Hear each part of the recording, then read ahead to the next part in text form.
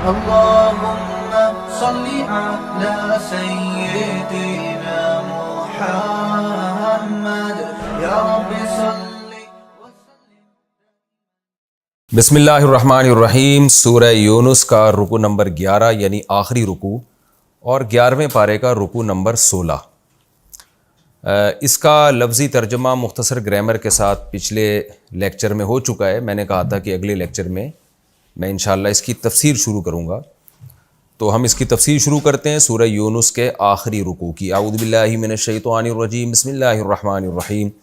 قل یا ایھا الناس ان کنتم فی شک من دینی فلا اعبد الذین تعبدون من دون اللہ. اے نبی آپ لوگوں سے کہہ دیجئے، اے لوگو اگر تم میرے دین کی طرف سے شک میں ہو تو میں ان معبودوں کی عبادت نہیں کروں گا اللہ کو چھوڑ کے تم جن کی عبادت کرتے ہو. چونکہ یہ سورہ یونس کا آخری رکوع ہے نا، گویا اس میں خلاصے کے طور پر ایک براءت کا اعلان کیا جا رہا ہے کہ اے نبی آپ ان کو بتا دیجئے میں نے تمہیں توحید کے دلائل دے دیے، میں نے آخرت کے دلائل دے دیے، یونس علیہ السلام اور موسیٰ علیہ السلام کا واقعہ سنا دیا جو بالکل ان کتابوں آسمانی کتابوں میں بھی اسی طرح ہی ہے یہ، اور اہل کتاب سے بھی میری صداقت پوچھ سکتے ہو. اس کے باوجود بھی اگر تم مجھ پر ایمان نہیں لے کر آتے تو کسی کے ذہن میں یہ وہم پیدا ہو سکتا ہے کہ شاید میں اپنی دعوت سے پیچھے ہٹ جاؤں اور میں بھی تھوڑا تھوڑا تمہارے معبودوں کو ماننا شروع کر دوں. انسان کی نیچر ہے نا کہ جب آپ دلائل دیتے ہیں اور سامنے والا بالکل بھی نہیں مانتا تو نیچر ہے انسان کی، اس میں یہ وہم پیدا ہو جاتا ہے کہ شاید میں غلط ہوں. تو قرآن نبی کو حکم دے رہا ہے کہ آپ ان کو بتا دیجئے کہ تم یہ بات دماغ سے نکال دو کہ میں ان معبودوں کو پوجوں گا جن کی عبادت تم کرتے ہو، تو میں تمہارے اس دین سے بری ہوں. اے لوگو اگر تم میرے دین کے بارے میں شک میں ہو کہ اسلام برحق ہے یا نہیں ہے تو یہ دماغ سے نکال دو کہ میں تمہارے معبودوں کی عبادت کروں گا. نا نا نا ان کے تو برحق ہونے کی کوئی دلیل ہی نہیں ہے. فلا اعبد الذین تعبدون من دون اللہ، میں عبادت نہیں کروں گا ان معبودوں کی جن کو تم اللہ کو چھوڑ کے جن کو تم پوجتے ہو. ولکن اعبد اللہ الذی یتوفاکم، لیکن میں تو اسی اللہ کی عبادت کروں گا جو تمہیں موت دیتا ہے، جس کے ہاتھ میں تصرفات ہیں. وَأُمِرْتُ أَنْ أَكُونَ مِنَ الْمُؤْمِنِينَ، اور مجھے یہ حکم دیا گیا ہے کہ میں ایمان والوں میں سے ہو جاؤں. مجھے جو آرڈر دیا ہے میں اس آرڈر کا پابند ہوں. پوری دنیا میں کوئی ایک شخص بھی ایمان نہ لے کر آئے میری دعوت پر مگر میں اپنے دین اور اپنے نظریے پر ہمیشہ قائم رہوں گا. وَأَنْ أَقِمْ وَجْهَكَ لِلدِّينِ حَنِيفًا، اور مجھے یہ بھی آرڈر دیا گیا ہے اقم وجہک، اے نبی آپ اپنے چہرے کو سیدھا رکھیں، للدین دین کے لیے، حنیفہ باطل دینوں سے منہ موڑ کے. مجھے حکم دیا گیا ٹوٹلی A to Z اسلام کو فالو کرنا ہے میں نے، تو میں ذرہ برابر بھی تمہاری طرف مائل ہونے والا نہیں ہوں. یہ گویا اعلان کیا جا رہا ہے سورت کے آخر میں. وَلَا تَكُونَنَّ مِنَ الْمُشْرِكِينَ، اور اے نبی آپ نے ہرگز مشرکین میں سے نہیں ہونا. کسی صورت میں یہ اللہ کو قبول نہیں ہے کہ کمپرومائز کے لیے، جوڑ پیدا کرنے کے لیے، یا ان کی طرف سے جو آپ پر ظلم کیا جا رہا ہے، جو آپ پر سیاسی دباؤ یا جسمانی دباؤ یا کوئی بھی دباؤ، مینٹلی دباؤ، کوئی بھی آپ کے اوپر دباؤ ہے تو یہ ہو ہی نہیں سکتا. لا تکونن میں نون تاکید کے لیے، ہرگز آپ کو شرک کرنے کی اجازت نہیں ہے. ولا تدع من دون اللہ، اور اے محمد صلی اللہ علیہ وسلم آپ ان کو یہ بھی بتا دیں کہ حکم کیا ہے مجھے کہ تو نے پکارنا نہیں ہے اللہ کے سوا ما لا ينفعک ولا یضرک، ان خداؤں کو جو نہ تجھے فائدہ پہنچا سکتے ہیں اور نہ تجھے نقصان پہنچا سکتے ہیں. یعنی یہ جو برات کا اعلان کیا جا رہا ہے یہ بھی بڑے مضبوط لہجے میں کہ میں ان لچڑ خداؤں کو، ان پتھر سے بنے ہوئے جو خود بننے میں انسانوں کے محتاج ہیں، جو نہ نفع کے مالک ہیں نہ نقصان کے مالک ہیں، میں ان کو نہیں پکار سکتا. یعنی اس میں گویا یہ بھی اشارہ کر دیا کہ کہیں تم اس خوش فہمی میں نہ رہنا کہ میں تمہارے معبودوں کا انکار کر رہا ہوں اور صاف اعلان کر رہا ہوں کہ کسی صورت میں میں نے شرک نہیں کرنا، تو تمہیں یہ خوش فہمی ہو کہ شاید تمہارے خدا میرا کچھ بگاڑ دیں گے. تو نہ میں ان خداؤں کو پکارتا ہی نہیں ہوں جو نہ نفع پہنچا سکتے ہیں اور نہ نقصان پہنچا سکتے ہیں. فَإِن فَعَلْتَ، اے پیغمبر اگر آپ نے ایسا کیا، فَإِنَّكَ إِذًا مِّنَ الظَّالِمِينَ، تو آپ بھی ظالمین میں سے ہو جائیں گے. یعنی یہ ساری باتیں ان کو بتا دیں تو یہ سمجھ جائیں گے کہ محمد صلی اللہ علیہ وسلم کو توحید کے معاملے میں اللہ کا حکم کتنے مضبوط طریقے سے دیا جا رہا ہے. لہذا محمد صلی اللہ علیہ وسلم اس بارے میں اپنی دعوت سے 1 انچ بھی پیچھے نہیں ہٹیں گے، اور باقی ہم پکاریں گے اللہ کو. کیوں؟ وَإِن يَمْسَسْكَ اللَّهُ بِضُرٍّ، اس لیے کہ اللہ کی یہ طاقت ہے کہ اگر اللہ آپ کو چھوئے نقصان کے ساتھ، یعنی اللہ آپ کو نقصان پہنچانا چاہے، فَلَا كَاشِفَ لَهُ إِلَّا هُوَ، تو اس نقصان کو کوئی دور نہیں کر سکتا سوائے اس اللہ کے. وَإِن يُرِدْكَ بِخَيْرٍ، اور اگر آپ کے ساتھ اللہ خیر کا ارادہ کر لے، فَلَا رَادَّ لِفَضْلِهِ، تو اللہ کے فضل کو بھی کوئی لوٹانے والا نہیں ہے. تو یہ صورت کے آخر میں نبی کو اللہ پہ اعتماد اور توکل کی ترغیب بھی دی جا رہی ہے کہ ان کی مخالفتوں کی پرواہ نہ کریں، آپ توحید پہ قائم رہیں. نقصان اور نفع یہ اللہ کے ہاتھ میں ہے، یہ نہ مشرکین کے ہاتھ میں ہے نہ ان کے معبودوں کے ہاتھ میں ہے. وَهُوَ الْغَفُورُ يُصِيبُ بِهِ مَن يَشَاءُ مِنْ عِبَادِهِ، اپنے بندوں میں سے جس کو چاہتا ہے یہ فضل پہنچا دیتا ہے. وَهُوَ الْغَفُورُ، اور وہ گناہوں کو معاف کرنے والا. کیا مطلب؟ ہم اس اللہ کو پکاریں گے کہ اگر ہم سے اس کی کوئی نافرمانی ہو جائے تو وہ اللہ تو رحیم بھی ہے، غفور بھی ہے. تو ایسے کو معبود بنانا، ایسے کو حاکم بنانا جو آپ پر رحم بھی کرنا جانتا ہو، رحم کا جذبہ بھی ہو اس میں، وہ زیادہ بہتر ہے بنسبت ایسوں کو کہ جو نہ غفور ہو نہ رحیم ہو، نہ ان کے پاس طاقت ہو. تو یعنی اللہ کی ایک محبت بھی پیدا کی جا رہی ہے دل کے اندر کہ وہ غفور بھی ہے، رحیم بھی ہے. قُلْ يَا أَيُّهَا النَّاسُ قَدْ جَاءَكُمُ الْحَقُّ مِنْ رَبِّكُمْ. اب اتمام حجت کے طور پر نبی کو حکم دیا جا رہا ہے کہ سورت کے آخر میں آپ یہ اعلان کر دیں کہ اے لوگو، تمہارے پاس تمہارے رب کی طرف سے حق آ چکا ہے. دیکھیں جب یہ آیتیں نازل ہو رہی تھیں نا، اس وقت ان آیتوں کی کیا ویلیو تھی، اس وقت کی انسانیت کو اندازہ ہے. آج ہمیں اندازہ نہیں ہو سکتا، اس لیے کہ ہم تو باپ دادا سے قرآن سنتے آ رہے ہیں، پڑھتے آ رہے ہیں، مسلم گھر میں ہم پیدا ہوئے. ہمارے سامنے 2 نظریات اتنے واضح نہیں ہیں جتنے مشرکین مکہ کے سامنے تھے. تو ان کو بتایا جا رہا ہے کہ اب یہ تمہاری باپ دادا کی رسومات، روم اور فارس والے کیا کر رہے ہیں، کلچر کیا کر رہا ہے، کیا کہہ رہا ہے، یہ سب چیزیں اٹھا کے ایک طرف رکھ دو. تمہارے پاس تمہارے رب کی طرف سے حق آ چکا ہے. میں کل کسی غیر مسلم کا واقعہ سن رہا تھا جس میں وہ اسلام قبول کر لیا، اس نے نو مسلم، انگریز ہے. اس نے اپنی کارگزاری میں لکھا کہ میں جب غیر مسلم تھا نا تو بھی میں مسلمانوں کے کانفیڈنس سے بہت متاثر ہوتا تھا کہ دنیا میں کسی مذہب کے فالوورز، کسی مذہب کے ماننے والوں میں اپنے مذہب کے سچا ہونے کے بارے میں اتنا کانفیڈنس نہیں ہوتا جتنا مسلمانوں میں ہے. یعنی اس نے کہا میرا جب بھی مسلمانوں سے واسطہ پڑا، بات چیت ہوئی، تو ان کو کانفیڈنس بہت ہوتا ہے کہ بہت کانفیڈنٹ ہوتے ہیں وہ کہ ہمارا مذہب بالکل درست ہے. تو کہہ رہے اس بات نے بھی مجھے بہت اٹریکٹ کیا کہ یار ان کے پاس کیا ایسی چیز ہے کہ یہ اپنے آپ کو 100% درست سمجھتے ہیں، نہیں اسلام کو. تو یہ بھی ایک بات ہے، جو آدمی حق پر ہوتا ہے نا، اس کے پاس دلائل ہوتے ہیں، نیچر کو وہ راستہ اپیل کرتا ہے، تو وہ حق پرست لوگ اپنے دعوے پر مضبوط بہت ہوتے ہیں. کچھ لوگ تو ضد ہٹ دھرمی میں غلط چیز پہ مضبوط ہوتے ہیں، لیکن کچھ لوگ اس لیے اس پر مضبوط ہوتے ہیں کہ وہ غلط ہوتی نہیں ہے. تو یہاں بھی آپ دیکھیں کہ چند لوگ ایمان لے کر آئے تھے، پوری زمین، پوری دنیا ایک طرف، 3 ہی مذاہب تھے، یہود، عیسائی اور مشرکین، جو بڑے مذاہب تھے دنیا میں. پھر مشرکین کی 20 قسمیں تھیں. یہود بھی تحریف شدہ مذہب کے قائل تھے، عیسائیت میں بھی شرک آ چکا تھا. تو ایسے موقع پہ کیسے زبردست طریقے سے اعلان کیا جا رہا ہے اور یا ایھا الناس کے الفاظ استعمال کیے جا رہے ہیں. آپ مکہ میں ہیں لیکن آپ پوری دنیا کے انسانوں کو خطاب کر کے کہہ رہے ہیں کہ حق تمہارے پاس آ چکا ہے. اس وقت کوئی کہہ سکتا تھا نا کہ آپ نہ لکھنا جانتے ہیں نہ پڑھنا جانتے ہیں، مکہ کی ایک چھوٹی سی وادی میں آپ پیدا ہوئے، تھوڑی سی آبادی ہے اس کی جو ویسے بھی پوری دنیا سے کٹی ہوئی ہے، اور آپ دعوے اتنے بڑے کر رہے ہیں. تو ظاہر ہے ایسے ماحول میں اتنا بڑا دعویٰ وہی کر سکتا ہے جس کو اپنے برحق ہونے کا 100% یقین ہو. تو قرآن یہ دعوے اس وقت کر رہا ہے جب پورا قرآن، کیا 1/3 قرآن بھی نازل نہیں ہوا تھا. قُلْ يَا أَيُّهَا النَّاسُ، اے نبی آپ لوگوں سے کہہ دیجیے سورت کے آخر میں، قَدْ جَاءَكُمُ الْحَقُّ مِنْ رَبِّكُمْ، تمہارے رب کی طرف سے حق آ چکا ہے، میری طرف سے نہیں، اس کائنات کو بنانے والے کی طرف سے. فَمَنِ اهْتَدَىٰ، لہذا جو ہدایت حاصل کرے گا، اس سے گائیڈنس لے گا، اس کی رہنمائی میں سیدھے راستے پہ چلے گا، فَإِنَّمَا يَهْتَدِي لِنَفْسِهِ، تو وہ اپنے ہی فائدے کے لیے چلے گا. وہ میرا کوئی فائدہ نہیں ہے اس میں، مجھے نہ اس کی اجرت چاہیے نہ اس پہ کوئی کمیشن چاہیے، یہ تمہارے اپنے فائدے کی بات میں کر رہا ہوں.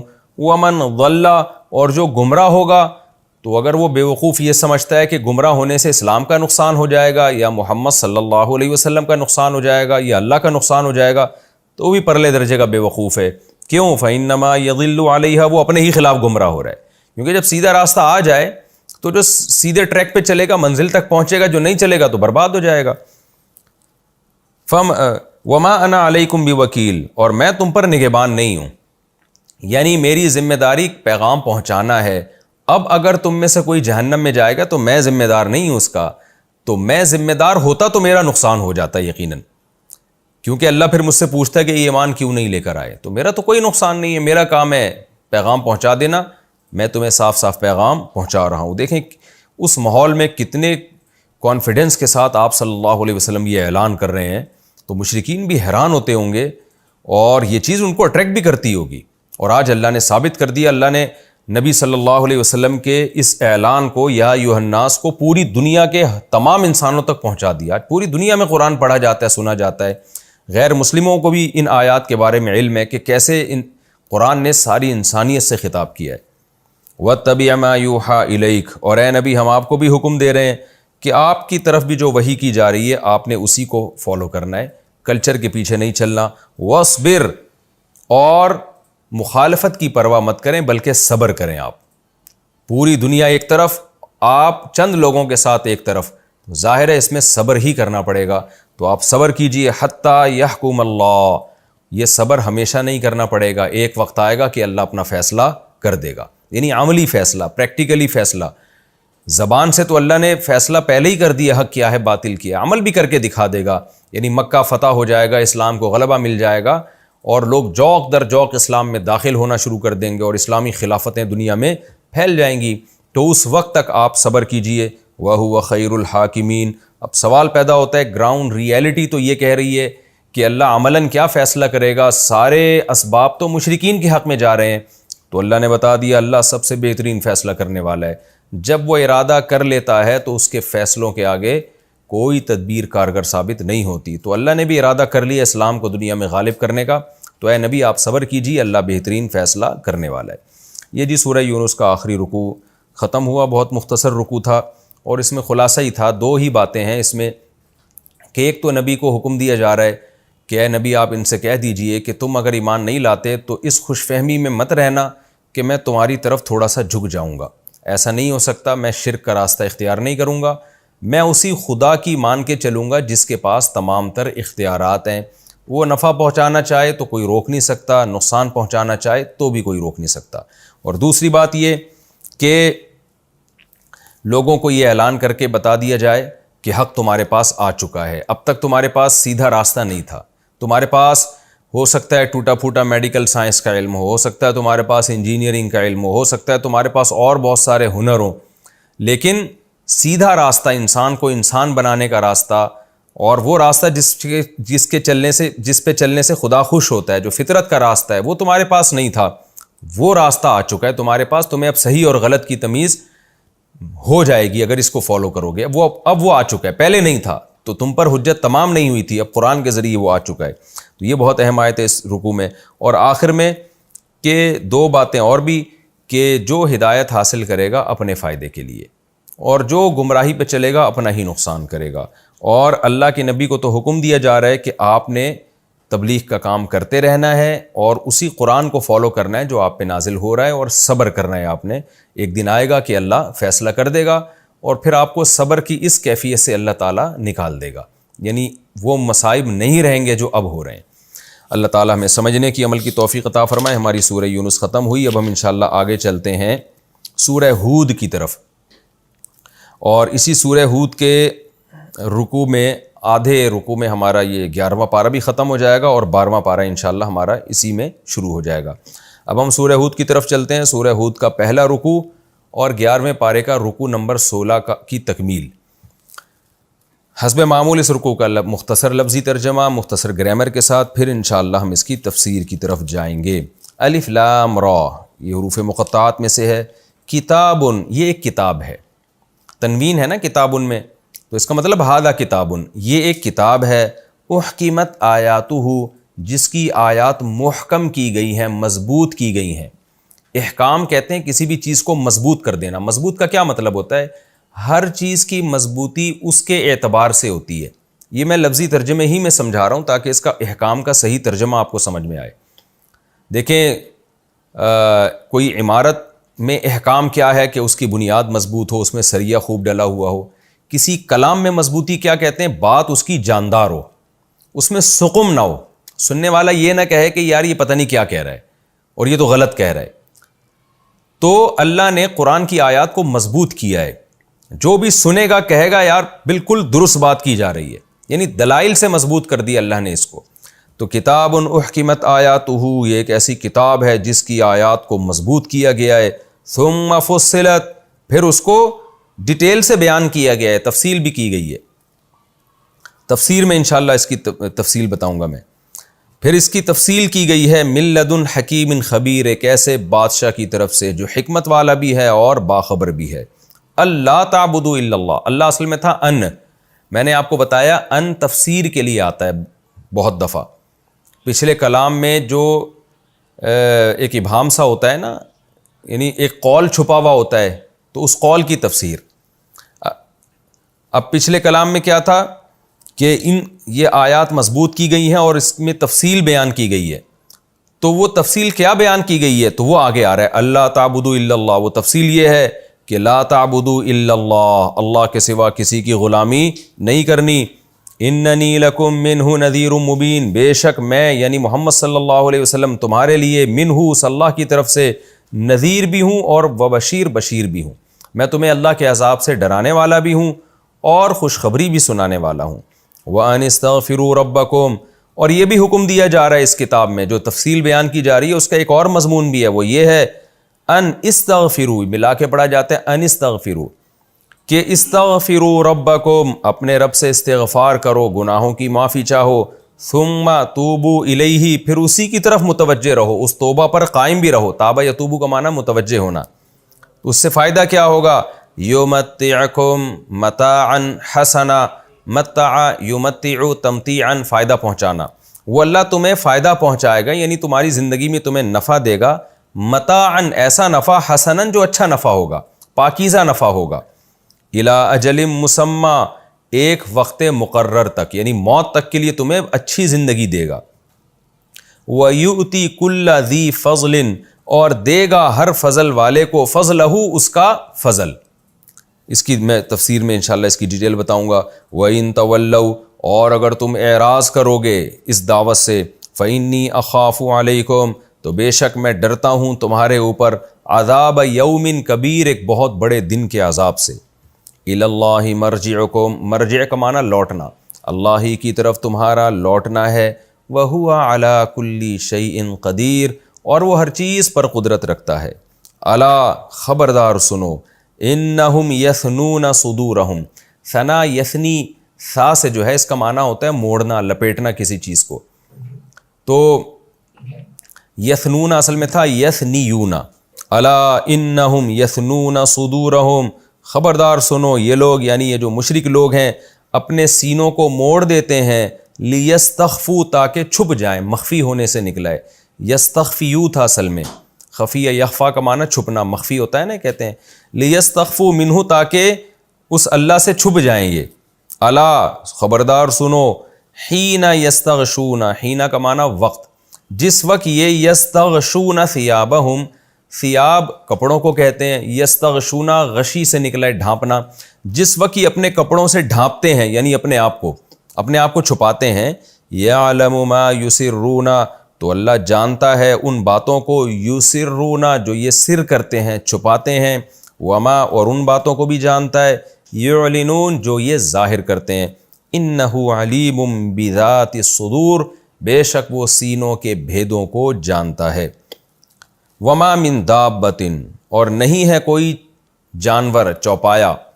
دابہ دبا یدبو, دبابا یدببو سے نکلا, اس کا معنی زمین پہ رینگنا, لیکن مراد اس سے بعض دفعہ اس سے صرف رینگنا مراد نہیں ہوتا, ہر چلنے والے جانور کو بھی کہا جاتا ہے. اور پھر اس میں مزید عموم ہو تو ہر مخلوق پر اس کا اطلاق ہوتا ہے. تو وما من دابۃ فی الارض, زمین میں کوئی بھی مخلوق ایسی نہیں ہے, الا, مگر یہ کہ علی اللہ رزقها, اللہ پر ہے اس کا رزق, اللہ کے ذمہ ہے اس کا رزق. وَيَعْلَمُ اور اللہ جانتا ہے مستقرہا اس کے مستقل ٹھکانے کو. مستقر کہتے ہیں جائے قرار، مستقر استقرار سے ہے، قرار سے ہے. جائے قرار، جائے قرار کسے کہتے ہیں؟ جو آپ کی رہائش کا مستقل ٹھکانہ ہو. وَمُسْتَوْدَعْ، مستودع یہ ودیعت سے نکلا ہے. ودیعت کہتے ہیں امانت کو. مستودع امانت کی جگہ، یعنی وہ جگہ جہاں بطور امانت کے رہتا ہے انسان. ظاہر ہے جس جگہ بطور امانت کے کوئی چیز رکھی جاتی ہے تو وہ عارضی ہوتی ہے، تو اس لیے اس کا ترجمہ مفسرین نے کیا کیا؟ مستقرہا مستقل رہائش گاہ، مستودعہا عارضی رہائش گاہ. تو تفسیر میں مزید ڈیٹیل بتاؤں گا. کل فی کتاب مبین، یہ سب چیزیں ایک واضح کتاب میں لکھی ہوئی ہیں. وہو الذی خلق السماوات، اللہ وہ ذات ہے جس نے آسمانوں کو پیدا کیا، والارض اور زمین کو، فی ستۃ ایام 6 دنوں میں، وکان عرشہ علی الماء اور اس کا عرش پانی پر تھا. لیبلوکم کیوں پیدا کیا؟ تاکہ وہ تمہیں آزمائے. ایکم احسن کون زیادہ اچھا ہے، عملاً عمل کے اعتبار سے. وَلَئِن قُلْتَ واو کا معنی اور، لام تاکید کے لیے. وَلَئِن قُلْتَ اور اے نبی اگر آپ ان سے کہیں اِنَّكُمْ مَبْعُوثُونَ کہ تم اٹھائے جاؤ گے، من بعد الموت موت کے بعد، لَيَقُولَنَّ الَّذِينَ كَفَرُوا تو یہ کافر لوگ کہتے ہیں ان ھذا الا سحر مبین نہیں ہے یہ مگر کھلا ہوا جادو. وَلَئِنْ أَخَّرْنَا عَنْهُمُ الْعَذَابَ اور اگر ہم ان سے عذاب کو مؤخر کر دیں، إِلَىٰ أُمَّةٍ مَعْدُودَةٍ ایک معدود وقت تک. معدود عدد سے نکلا ہے، گننے کو کہتے ہیں، معدودہ گنے چنے، اور امہ وقت کو بھی کہا جاتا ہے. تو ایک گنے چنے ٹائم کے لیے، گنے چنے دنوں کے لیے ہم اگر ان سے عذاب کو مؤخر کر دیں، لَيَقُولُنَّ تو یہ کہتے ہیں، ما کون سی چیز ہے، يَحْبِسُهُ جو اس عذاب کو روک رہی ہے. الا خبردار سنو، یوم یاتیہم جس دن وہ عذاب ان کے پاس آئے گا، لیس مصروفا عنہم تو وہ پھرے گا نہیں ان سے. صرف یصرف کا معنی پھیرنا، مصروف پھری بھی چیز، تو عذاب ان سے پھرا ہوا نہیں ہوگا. وحاق بہم اور گھیر لے گا ان کو، ما وہ چیز، کانوا بہ یستہزئون جس کا یہ مذاق اڑایا کرتے تھے. یہ جی سورہ یونس کا سورہ ہود کا پہلا رکوع ہم نے پڑھا اور اسی میں ہمارا 12واں پارہ بھی شروع ہو گیا. اس کی ہم نے لفظی ترجمہ اور مختصر گرامر پڑھ لی. اب ہم انشاءاللہ اس کی تفسیر کی طرف آتے ہیں. سورہ ہود یہ ایک پیغمبر کے نام پر ہے، ہود علیہ السلام کے نام پر، جن کو قوم عاد کی طرف بھیجا گیا، کیونکہ یہاں اس صورت میں حضرت ہود علیہ السلام کا واقعہ تفصیل سے ہے، قوم عاد کا واقعہ تفصیل سے ہے، تو اسی کی مناسبت سے اس صورت کا نام سورہ ہود رکھا گیا. اور یہ بھی مکی صورت ہے، اس میں بھی عقیدے کا بیان، آخرت کا بیان، توحید کا بیان، رسالت کا بیان، تو اور موٹے موٹے جو اسلام کے بیسک احکام ہیں ان کا بیان زیادہ ہوگا. الف لام را حروف مقطعات میں سے ہے. کتاب احکمت آیاتہ یہ ایک کتاب ہے جس کو تم پڑھ رہے ہو. احکمت آیاتہ اس کی آیات بہت مضبوط کی گئی ہیں، محکم کی گئی ہیں، دلائل سے ان کو مضبوط کیا گیا ہے. یعنی ایسا کلام ہے جس کو سن کے تم کہو گے کہ ایک پائیدار کلام ہے، ایک ایسا کلام ہے جس کی کوئی مضبوط بیس ہے. جب کوئی بات کر رہا ہوتا ہے نا تو کچھ لوگ ہوتے ہیں ادھر ادھر کی پھینک رہے ہوتے ہیں، وہ خود بھی کنفیوز ہوتے ہیں کہ کہنا کیا چاہ رہے ہیں. بعض دفعہ متضاد ہوتا ہے ان کی باتوں میں، تو اور بعض دفعہ جب کوئی بات کر رہا ہوتا ہے ہم کہتے ہیں یار ایک جاندار بات کی ہے اس نے، اختلافی مسئلے میں اس نے بڑی ایک جاندار بات کی ہے، مختلف ڈیبیٹ میں اس کی بات میں بڑا وزن تھا. تو یہ مطلب ہے احکمت آیاتہ کا، کہ ایک کلام ہے، ایک کتاب ہے جس کی آیات کو، جس کے جملوں کو، جس کے سینٹنسز کو بہت مضبوط کیا گیا ہے. ثم فصلت اور پھر صرف مضبوط نہیں کیا گیا، اس کو تفصیل سے بیان کیا گیا ہے، یعنی کھول کھول کے آیتوں کو بیان کیا گیا ہے. عام طور پہ جو مضبوط کلام ہوتا ہے وہ انتہائی مختصر اور مشکل کلام ہوتا ہے، اس کی شروحات دیکھنی پڑتی ہیں، لکھنی پڑتی ہیں، اس میں ڈیٹیل نہیں ہوتی. وہ عام طبقہ جو ہے نا ان کو اپیل نہیں کر رہا ہوتا، وہ بہت ہی پڑھے لکھے قسم کے لوگ اس کو سمجھتے ہیں. لیکن قرآن میں ایسا نہیں ہے. قرآن کہہ رہا ہے ثم فصلت، پھر اس میں ایک بات یہ بھی ہے کہ اس کی آیتوں کو کھول کھول کے بیان کیا گیا ہے. ورنہ انسان جب کسی بات کو تفصیل سے بیان کرتا ہے نا تو پھر وہ لڑکھڑا جاتا ہے اس میں کہتے ہیں نا ٹو دا پوائنٹ بات اور مختصر بات جاندار ہوتی ہے. وہ اسی وجہ سے ہوتی ہے کہ آپ جب بات کی ڈیٹیل میں جاتے ہو تو گڑبڑ کر جاتے ہو عام طور پہ. لیکن قرآن کی یہ بلاغت ہے, مضبوط کلام ہے, لیکن وہ مغلق نہیں ہے. ایسا نہیں ہے کہ سمجھ میں ہی نہ آ رہا ہو, بہت آسان کر دی اللہ نے اس کلام کو. ثم فصلت, تفصیل سے یعنی آسان طریقے سے اس کو کھول کھول کے اس کی آیتوں کو بیان کر دیا گیا ہے. اور یہ سب کام کس کی طرف سے ہو رہے ہیں؟ انسانوں کی طرف سے نہیں ہو رہی ہے, بلکہ من لدن, یہ کلام اس ذات کی طرف سے ہے, حکیمن, جو بہت حکمت والی ذات, خبیرن, اور ہر چیز سے باخبر ہے. تو خود سوچیں, ہم جو تجزیہ نگاروں کو دیکھتے ہیں نا, جو باخبر ہوتے ہیں ان کا کلام مضبوط ہوتا ہے.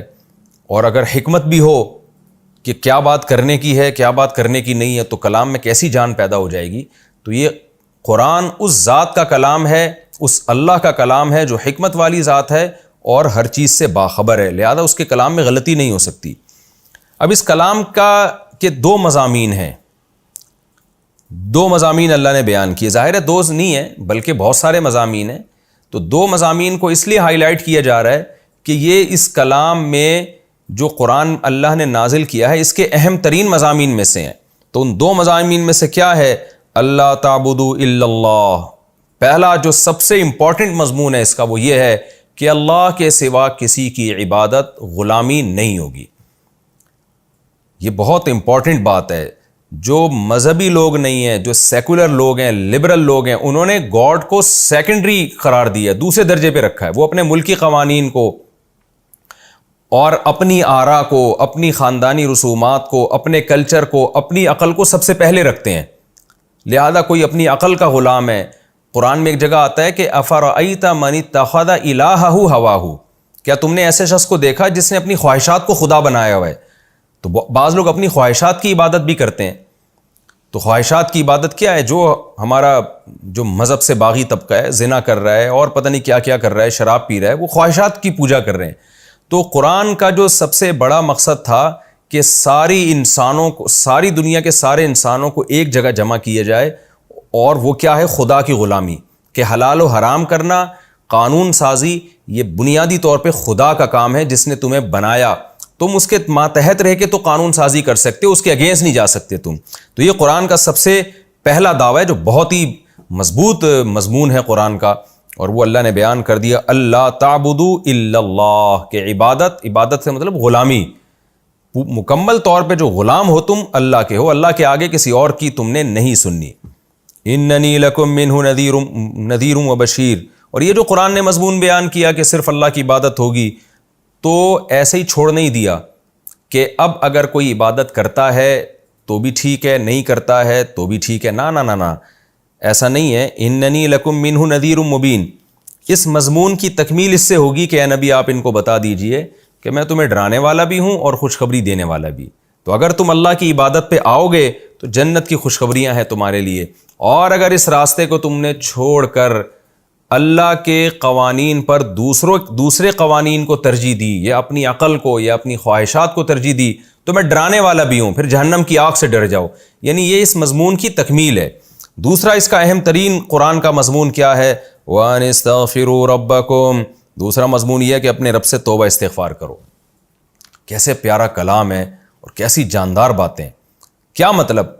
تم نے خدا کی غلامی کرنی ہے تم نے.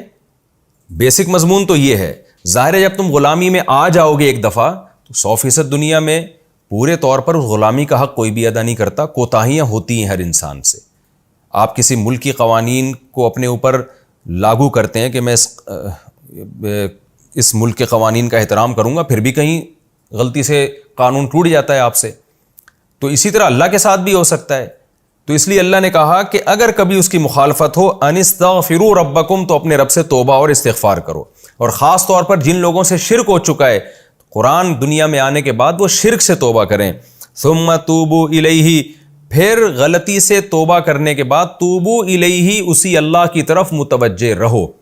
یعنی قرآن کا اللہ نے خلاصہ ان دو آیتوں میں بیان کر دیا کہ قرآن حکم دے رہا ہے کہ اس بات کا التزام کرو کہ آج کے بعد میں صرف اور صرف خدا کو, اللہ کو اپنا بڑا مانوں گا, میں اس کے قانون کے آگے کسی کی نہیں سنوں گا.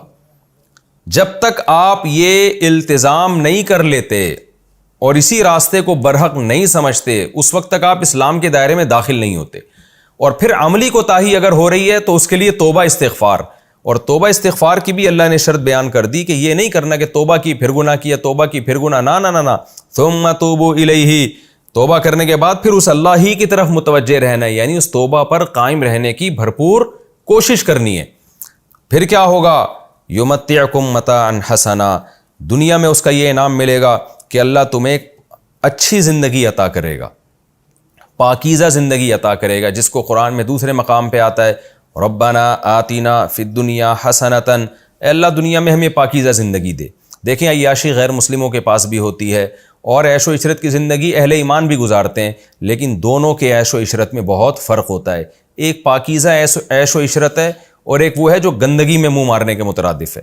تو اللہ کہتے ہیں تم اگر اپنے عقیدے کو درست کر کے اللہ کی عبادت پہ آ جاؤ اور اعمال کو درست کر کے توبہ استغفار کے راستے پر آؤ اور گناہوں کو چھوڑنے والے راستے پر آ جاؤ، تو پھر کیا ہوگا؟ تمہیں دنیا میں بھی اللہ تعالیٰ ایک اچھی زندگی عطا کرے گا جیسے کہ اہل ایمان کو ملتی ہے، لیکن وہ اچھی زندگی ایک وقت مقرر تک ہوگی، یعنی موت تک ہوگی، اور پھر اس کے بعد جنت ہے، یعنی دنیا میں بھی اچھی زندگی ملے گی. وَيُؤْتِي كُلَّ ذِي فَضْلٍ فَضْلًا، اور ہر فضل والے کو اس کا فضل بھی دے گا.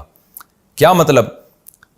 تم توبہ استغفار کر کے سیدھے راستے پہ چلے تو اس پر بھی انعام ہے، اور اگر تم نے کوئی اضافی کام کی اللہ کی خاطر، فضل کہتے ہیں اضافے کو، ایک تو ہے نا فرائض واجبات آپ پورے کر لیں، اسلام کے بیسک احکام کو پورے کر لیں، اور ایک ہے والسابقون السابقون میں داخل ہو جائیں، یعنی ہر عمل میں ایکسیلنسی پیدا کریں. آپ جتنے صدقہ آپ پر واجب نہیں ہے اس سے زیادہ شروع کر دیں، جتنی نماز آپ پر لازم نہیں ہے اس سے زیادہ شروع کر دیں، لوگوں کے ساتھ جتنا حسن سلوک آپ پر واجب نہیں ہے پھر بھی آپ اس سے بھی زیادہ حسن سلوک شروع کر دیں.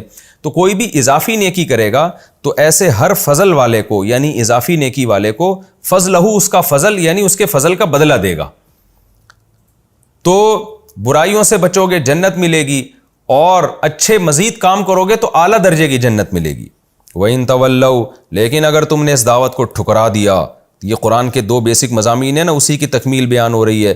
اگر تم نے اس دعوت کو ٹھکرا دیا تو یہ آپشنل نہیں ہے، خدا پر ایمان اور عمل صالح یہ آپشنل نہیں ہے کہ جو کر لے ٹھیک ہے، نہیں کرے تو بھی ٹھیک ہے، نہ نہ نہ نہ. وَإِن تَوَلَّوْا، اگر تم نے اس دعوت کو ٹھکرا دیا، فَإِنِّي أَخَافُ عَلَيْكُمْ عَذَابَ يَوْمٍ كَبِيرٍ، تو اے نبی ان کو بتا دیں میں بہت بڑے دن کے عذاب کا تم پہ خوف کرتا ہوں، اس لیے کہ جو عذاب جس دن آئے گا وہ بہت ہی بڑا دن ہوگا. تو وہ دنیا میں بھی آ سکتا ہے اور ورنہ آخرت میں تو یقینی ہے. رہا مسئلہ کہ جب ہم ان دو چیزوں پر کو فوکس کریں گے کہ اللہ پر ایمان لے آئیں اور اعمال بھی درست کر لیں، اور یہ یعنی یہ اپنے اوپر لازم کر لیں کہ ہر بات ہم نے اللہ کی مان کے چلنا ہے، تو شیطان ورغلاتا ہے کہ بھئی پھر یہ دنیا کے مزے تو کرکرے ہو جائیں گے. تو اللہ کہتے ہیں الی اللہ مرجعکم، اسی اللہ کی طرف تم نے لوٹ کر جانا ہے. آپ اس کو قرآن کا تیسرا مضمون بھی سمجھ سکتے ہیں اور پہلے دو مضمون کی تکمیل بھی سمجھ سکتے ہیں کہ اللہ ہی کی طرف تم نے لوٹ کر جانا ہے. یعنی یہ بھی ایک قرآن کا ایک اہم ترین مضمون ہے کہ یہ دنیا ختم ہو کے فنا نہیں ہو جاتی، بلکہ تم نے جانا اس اللہ کی طرف ہے. وَهُوَ عَلَىٰ كُلِّ شَيْءٍ قَدِيرٌ، اور وہ ہر چیز پر قدرت رکھتا ہے. کیا مطلب؟ انسان کہتا ہے ہم نے اللہ کی طرف کیسے لوٹ کے جانا ہے، ہم تو مر کے ختم ہو جاتے ہیں، مٹی ہو جاتے ہیں.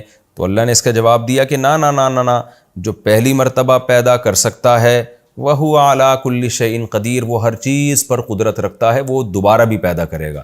تو اس بات کو یہ جو الی اللہ مرجعکم جمیعا ہے، آپ یہ بھی کہہ سکتے ہیں کہ قرآن کے دو اہم ترین مضامین ہیں جن کو اللہ نے بیان کیا، ایک اللہ کی عبادت اور ایک عمل صالح اختیار کرنا. تو یہ باقی چیزیں اس کی تکمیل کے لیے ہیں. اور یوں بھی کہہ سکتے ہیں کہ تیسرا مضمون بھی اللہ نے بتایا کہ الی اللہ مرجعکم، یہ بھی قرآن کا ایک امپورٹنٹ مضمون ہے کہ دنیا کہتی ہے کہ ہم مر کے ختم ہو جاتے ہیں، قرآن کہہ رہا ہے مرنے کے بعد تم نے اللہ کی طرف لوٹ کر جانا ہے. اور قرآن یہ بتانے کے لیے بھی آیا ہے کہ اللہ ہر چیز پر قادر ہے. آپ اس زمینی اسباب کو دیکھ کے یہ نہ سمجھیں کہ جو کچھ ہے بس یہی ہے، یہ تو اللہ نے پیدا کی ہیں، تو اللہ دوبارہ بھی پیدا کر سکتا ہے.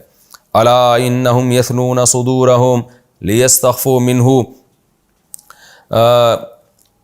مشرکین مکہ یہ کیا کرتے تھے کہ جب اس طرح کی باتیں سنتے اسلام کے بارے میں تو خفیہ سازشیں کیا کرتے تھے چھپ چھپ کے بیٹھ کے. تو قرآن میں اب ان سازشوں کا تذکرہ ہے. چونکہ وقت ہمارا مکمل ہو چکا ہے تو انشاءاللہ اگلے ایپیسوڈ میں پھر یہاں سے تفسیر شروع کروں گا.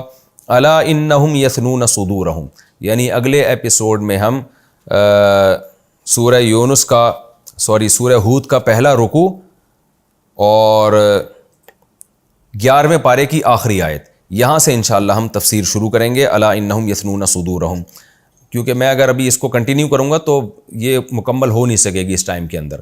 اللہ تعالیٰ سمجھنے کی اور عمل کرنے کی توفیق عطا فرمائے. وما علینا الا البلاغ.